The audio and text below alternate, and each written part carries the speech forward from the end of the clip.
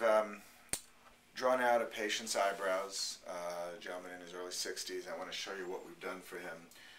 What he has to begin with is some existing hairs here, not much in what we call the head of the brows.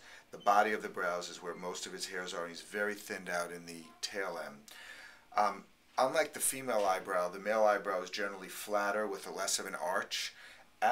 One consideration is as people get older, they tend to have what's called brow ptosis, and you can see his orbital rim is actually right here, so his eyebrows have dropped. Down the road, the patient may want some type of brow lift, whether it's a mid-forehead brow lift, which I'm a big fan of, making an incision here and bringing it up, but that's for down the road. And right now, assuming he doesn't have that, I still want to work with what he, to work with what he has and give him the best result.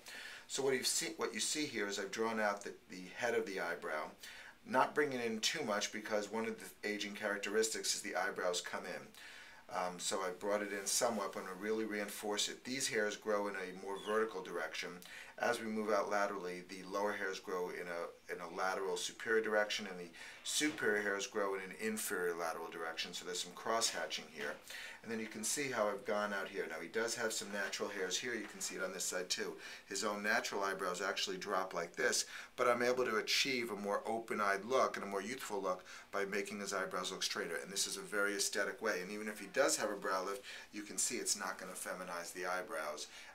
And the bottom line is you won't need to do as much of a brow lift if he decides to have one by going ahead and keeping them in a more horizontal plane.